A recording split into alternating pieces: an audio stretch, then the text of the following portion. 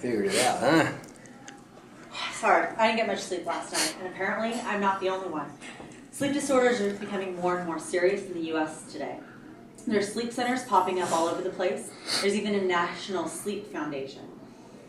I have to travel to Indiana pretty soon to see my family, and I'm already stressing about it. What I'm going to wear in front of the girls, how I'm going to do my hair, getting my dog there, all this stuff. It's keeping me up all night long. So the other night, I sat up and pulled out my computer, sat in bed, watched some TV, and started researching all this. I looked at articles from the American Academy of Sleep Medicine, National Heart, Lung, and Blood Institute, National Sleep Foundation, University of Maryland Medical Center, U.S. Department of Veterans Affairs, all these articles.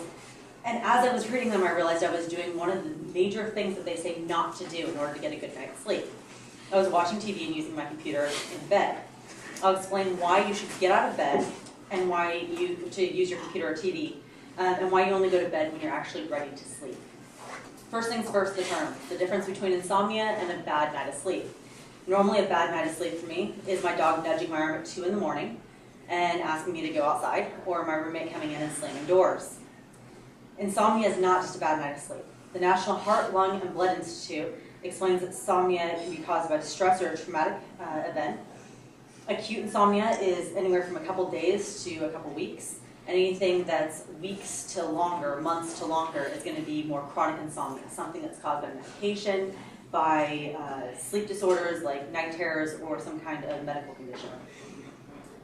The American Academy of Sleep Medicine says that 30% of Americans have trouble sleeping, and 10% of those are impaired because of their sleep disorders. When I say impaired, what I mean is something you may not even realize is associated with sleeping. National Sleep Foundation says that you can be cognitively impaired, like your attention, your concentration, your memory. Mood changes or irritability count, lack of energy or motivation, poor work or school performance, tension, headaches, stomach aches, things like that.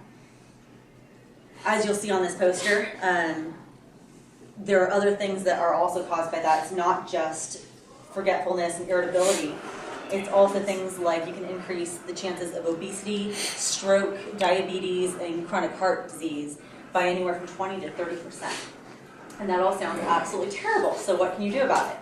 Behavior modification is the first step in dealing with sleep disorders before you start taking medication. Most people know about Pavlov's dog. They drool when they hear a bell. Bells are not particularly something that make them hungry, but they've learned to associate the bell with food. We have to do the same thing with our beds. Sleep has to be associated with your bed. So bed sleep, bed sleep. The National Sleep Institution explains, if you do anything in bed that's stimulating, you may inadvertently train yourself to associate your bedroom with wakefulness. Again, you're associating bedroom, wakefulness. That's no good. We want bed and sleep together. So in order to break that association, University of Maryland Medical Center says only use your bed for sleep or sexual relations to help regain the idea that your bed is for sleeping. They also suggest not to read, watch TV, or work, or spend excessive time in bed because it'll disrupt your sleep. The Department of Veterans Affairs goes further and tells you that if you're in bed, ready to go to sleep, and you sit there for 15 to 20 minutes tossing and turning, then you need to get out of bed and do something relaxing. Dim light, not watching TV, but dim lights, doing something like knotting a fishing net or crocheting or whatever it is that you do that is not TV, computer, big light in your face, something relaxing. So hopefully you don't sit in bed and study, watch TV, any of the things that I've been doing. And I hope that you remember that 3 in 10 people have trouble sleeping, and a lack of sleep can keep you from living a full life.